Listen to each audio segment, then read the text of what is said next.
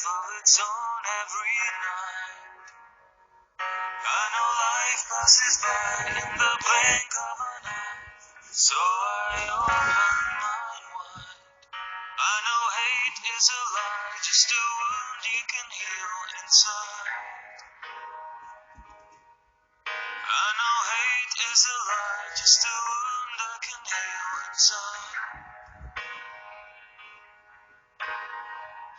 And we will come to know this in the golden age. We'll rediscover who we were. You'll feel the love you held then. Your arms will open wide. We'll see a golden world echo.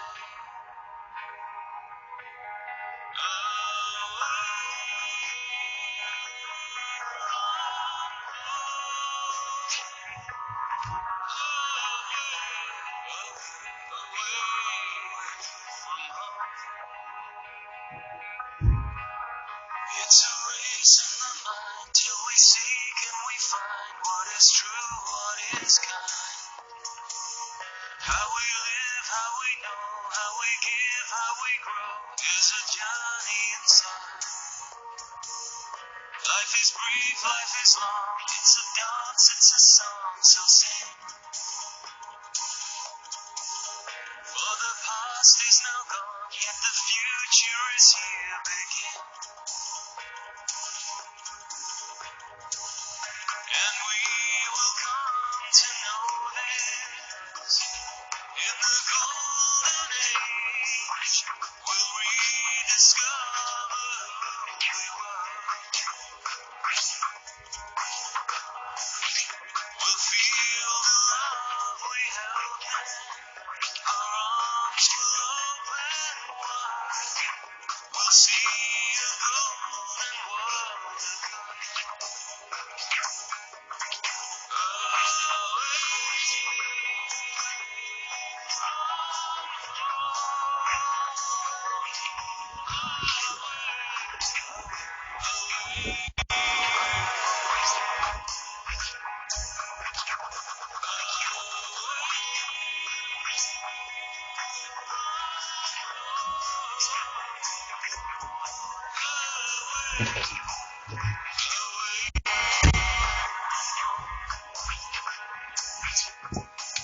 So we live through another day, blind, holding to the faith that everything must change.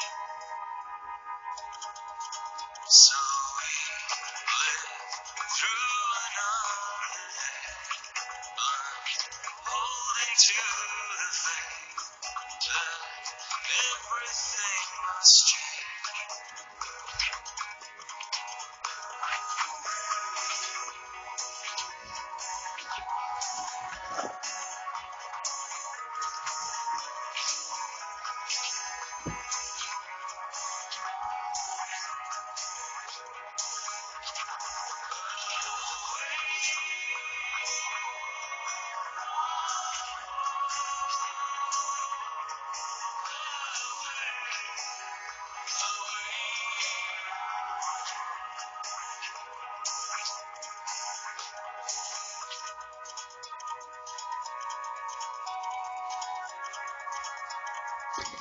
Emily, after the storm, getting trees, picking up things for Farmer McColl's farm that she needed to deliver, and she needed to learn the lesson of patience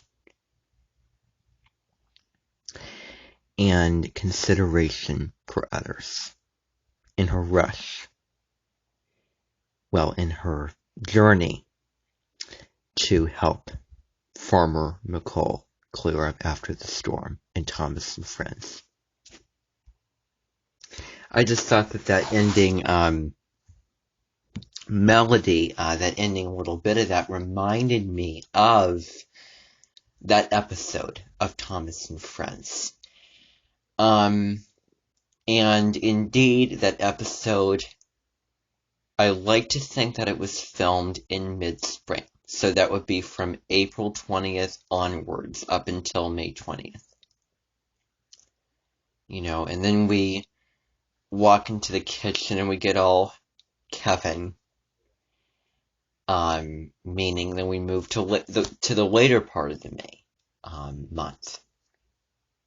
So, welcome to episode 5, or the 5th installment. I don't use the word, so let me think.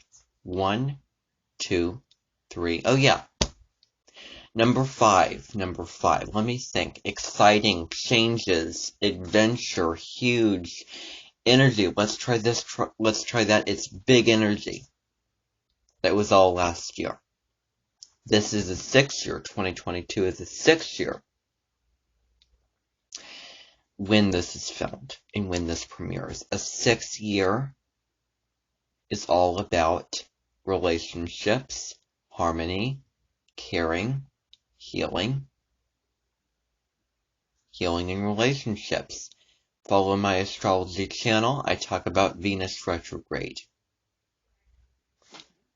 Changing things up in our relationships. And I could go on and on about that. But I think that you'll have to go over there to find information about that. So, this week, I thought since on the 14th of January, Mercury will go retrograde. I have a video about that, actually. I thought that the title of this video would be Get Grounded. Now, here's the deal. I just want to disclose right here and now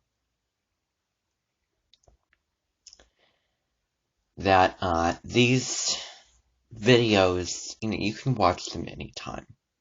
You can watch them anytime. You may have to kind of get around the little bits where I may talk about this or that.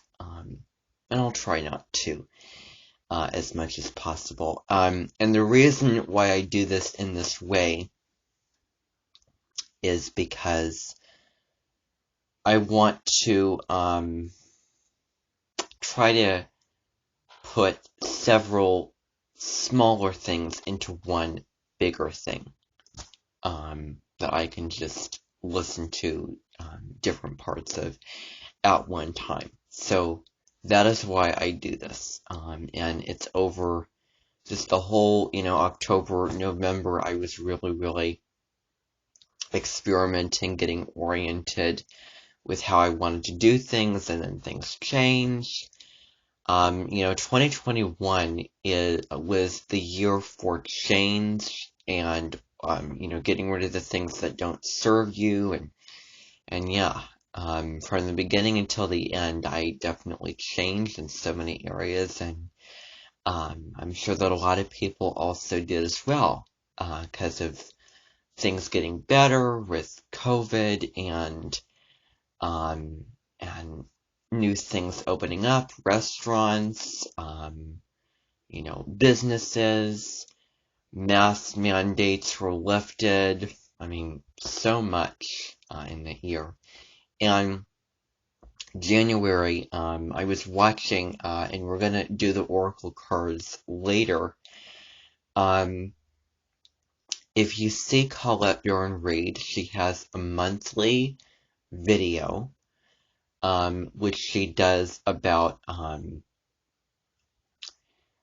Oracle reading. She said, don't just jump into it. It's not just a fresh, like, oh, I want to accomplish this, or I want to accomplish that. January is still about kind of cleaning things up and organizing, seeing what, just being receptive to what you want and how you feel about the certain thing, going with it, being open to it, not just being so rigid like closing up, because nothing in life remains the same. I mean, things change.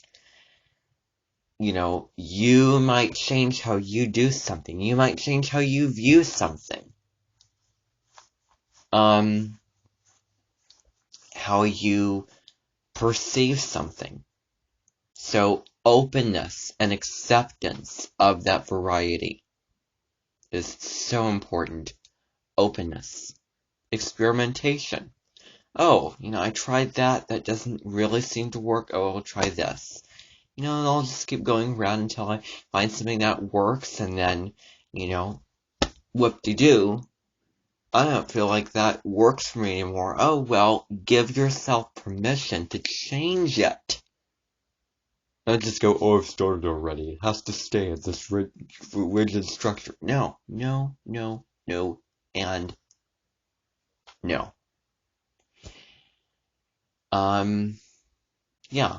So, that is what I want to just begin this podcast talking to you about, giving that wisdom onto you. So, this quote for this week says, essentially, in the Enchanted Map, I have a song on my official channel called The Map.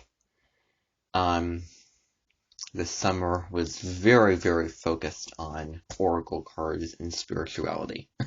All about trying to, change your mindset, and they're not about, like, you look at an oracle card and, oh, I have to follow this. No. They're just suggestions. They're just like, okay, I'm connecting, I'm getting, advice, and I'm, just, that's something to think about. I want to think about it and consider it, and not viewing it taking it so ultra seriously. So, one of the cards, and the reason why I bring that up is this week's quote. One of the cards in the Enchanted Map is flying, and the card is showing a horse or stallion creature, I don't know, something with wings, flying over this maze and labyrinth. If you flip it upside down, the definition of that card in the Enchanted Map Oracle deck says, get grounded. You can't just lift off.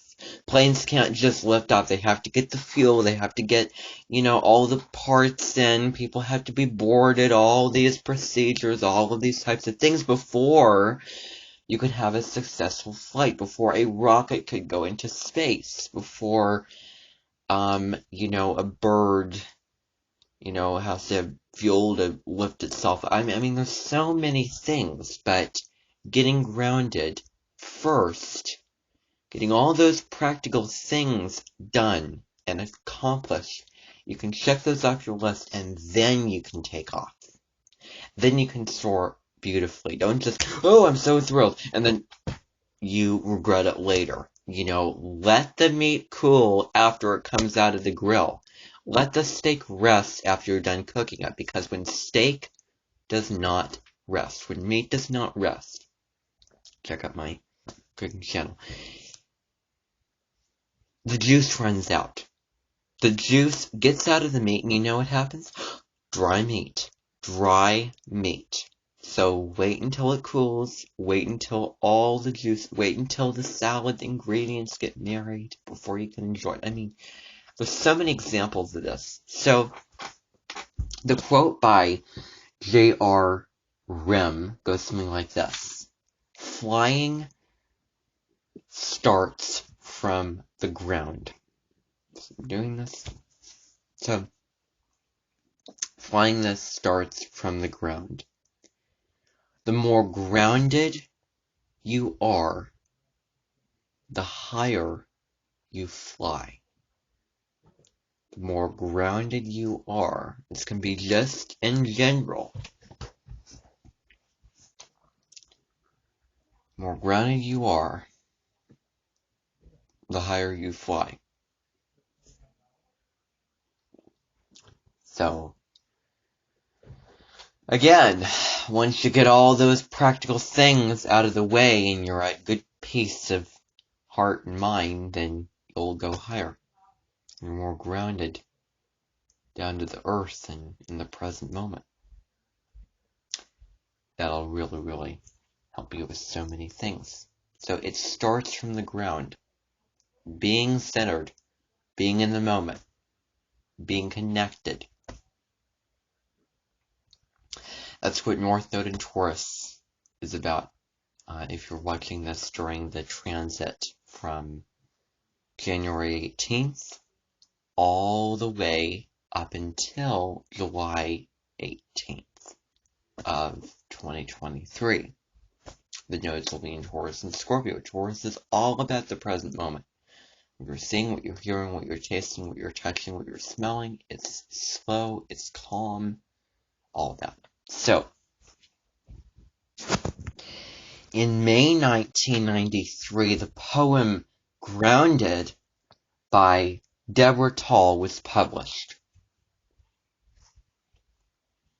So, it goes something like this. The staccato slap of a door, my only answer. I opened a book I wasn't reading. The radio in its secret drawer. Chirped verboten dreams, a bee whirling in the hive of the heart. I was the stuff of honey, the flower flattened by rain. My name was mangled. See the doorway etched in light. I prove light by shadows. I spelled myself love like a library book changed hands. Poetry speaks to the unspeakable. So, well,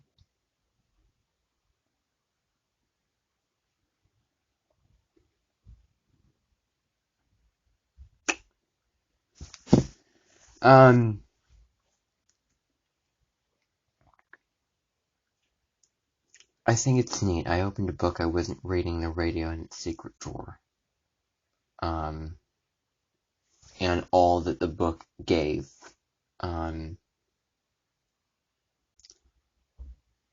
So,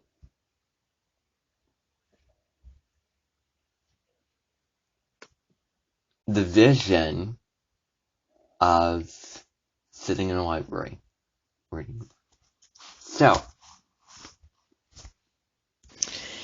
the short story that we're going to be doing today is yet another, this week, whenever you're watching this week, on this episode, is yet another winter short story.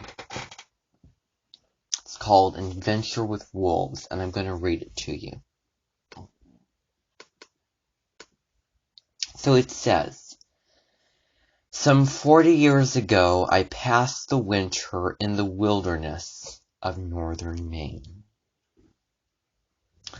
I was passionately fond of skating and of numerous lakes and rivers, frozen by the intense cold, offered an ample field to the lure of this pastime.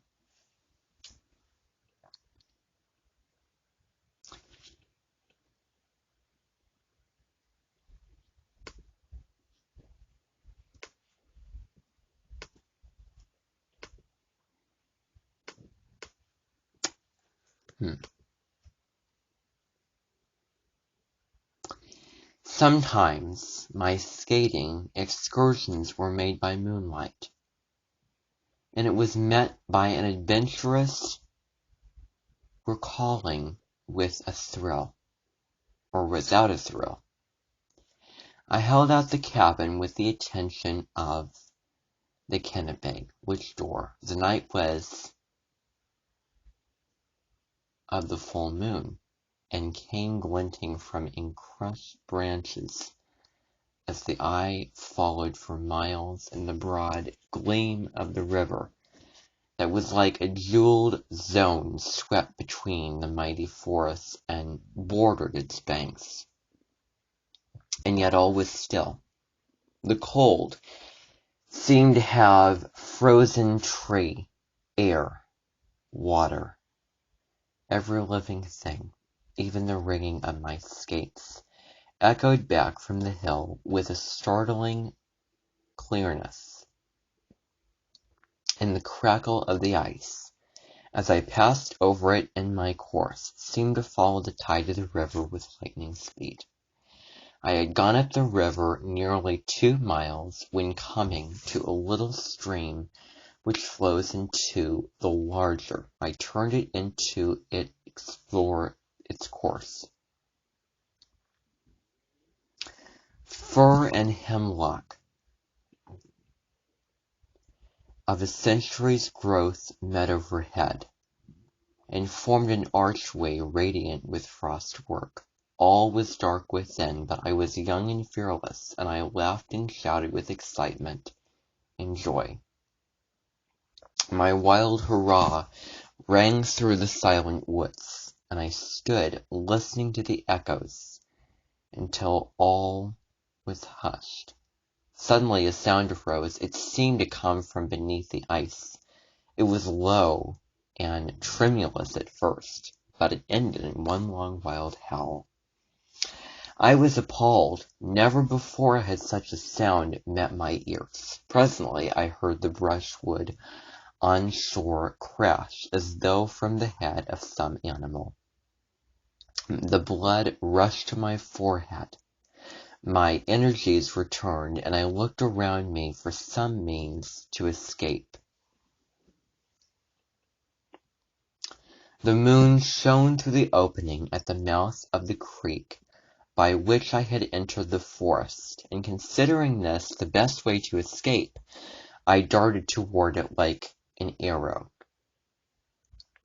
It was hardly 100 yards distant, and the swallow could scarcely have excelled me in flight. Yet, as I turned my eyes to the shore, I could see several dark objects dashing through the brushwood at a pace nearly double the speed of my own. But by their great speed and the short yells which they occasionally gave, I knew at once that these were the much dreaded gray wolves. The bushes that skirted the shore now seemed to rush past with the velocity of lightning. As I dashed on in my flight to pass the narrow opening, the outlet was nearly gained. A few seconds more and I would be comparatively safe. But in a moment my pursuers appeared on the bank above me, which here rose to the height of 10 or 12 feet. There was no time for thought. I bent my head and dashed wildly forward. The wolves sprang, but miscalculating my speed, they fell behind as I glided out upon the river. I turned toward home. The light flakes of snow spun from the iron of my skates, and I was some distance from my pursuers when their fierce howl told me they were still in hot pursuit. I did not look back. I did not feel afraid or sorry or glad one thought of home, of the bright faces awaiting my return, and of their tears if they should never see me.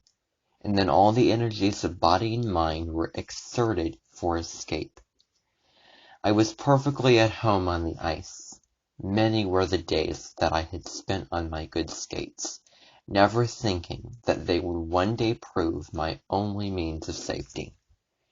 Every half-minute a furious yelp from my fierce attendants made me but too certain that they were in close pursuit. Nearer and nearer they came. At last, I heard their feet pattering on the ice. I even felt their very breath, and I heard their snuffing scent. Every nerve and muscle in my frame was strained to the utmost.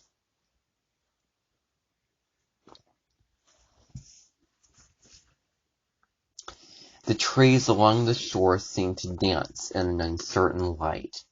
My brain turned with my own breathless speed. My pursuers hissed forth their breath with a sound truly horrible, when all at once the involuntary motion on my part turned me out of my course. The wolves close behind, unable to stop and as unable to turn on smooth ice, slipped and fell, still going on far ahead. Their tongues were lolling out, their white tusks were gleaming from their bloody mouths. Their dark, shaggy breasts were flecked with foam, and as they passed me their eyes glared and they howled with fury. The thought flashed on my mind that by turning aside, whenever they came too near, I might avoid them, for owing to the formation of their feet, they are unable to run on ice except in a straight line.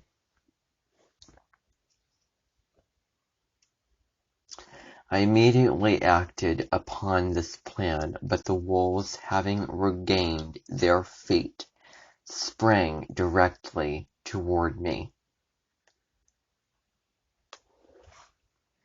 The race was renewed for 20 yards up the stream. They were almost close at my back when I glided round and dashed directly past them. A fierce yell greeted this movement, and the wolves, slipping on their haunches, again slid onward, presenting a perfect picture of helplessness and disappointed rage. Thus, I gained nearly 100 yards at each turning. This was repeated 2 or 3 times, the baffled animals becoming every moment more and more excited. At one time, by delaying my turning too long, my bloodthirsty antagonists came so near that they threw their white foam over my coat as they sprang to seize me, and their teeth clashed together like the spring of a fox trap. Had my skates failed for one instant, had I tripped on a stick, or had my foot been caught in a fissure, the story I am now telling would never have been told. I thought over all the chances. I knew where they would first seize me if I fell. I thought how long it would be before I died, and then of the search for my body, for oh, how fast man's mind traces out all the dread colors of death's picture. Only those who have been near the grim original can tell. At last I came opposite the cabin, and my hounds, I knew their deep voices, roused by the noise, bayed furiously from their kennels. I heard their chains rattle. How I wished they would break them, that I should have protectors to match the fiercest dwellers of the forest. The wolves, taking the hint conveyed by the dogs, stopped in their mad career, and after a few moments turned and fled. I watched them until their forms disappeared over a neighboring hill. Then, taking off my skates, I wended my way to the cabin with feelings which may be better imagined than described. But even yet, I never see a broad sheet of ice by moonlight without thinking of that snuffing breath, and those ferocious beasts that followed me so closely down the frozen river. So that is what it takes for somebody to survive.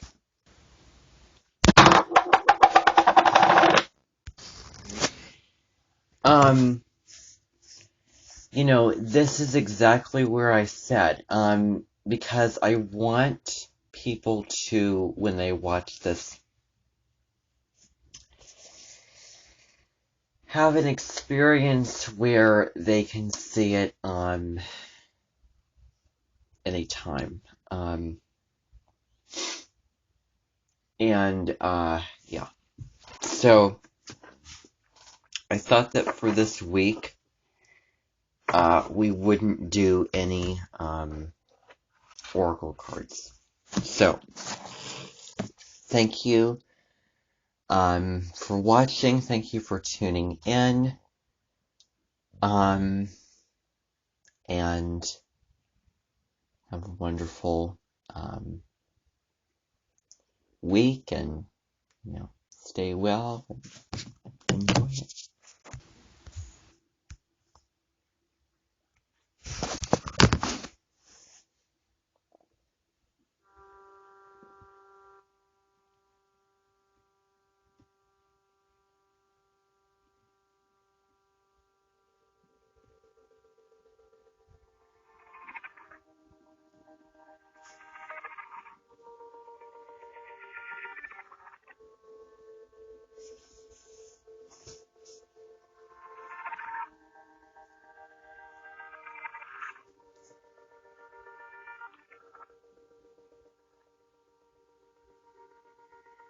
I don't wanna fight you anymore.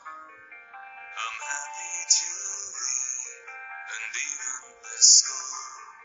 For life is so short and we both need much more. Now we're imploding, let's finish this war. And it was a red sky this morning. I didn't heed nature's warning.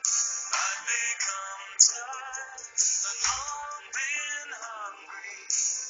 Wasn't only you who forgot me. I couldn't find the light in me for so long. I lost rhyme and reason. I didn't belong. Journeyed round the darkest side of the sun. Now I've returned and those lessons are won. And it was a red sky this morning. I didn't heed nature's warning. I'd become tired and long been hungry. Wasn't only you who forgot me. How many wars? How many wars? How many wars must we climb? Must we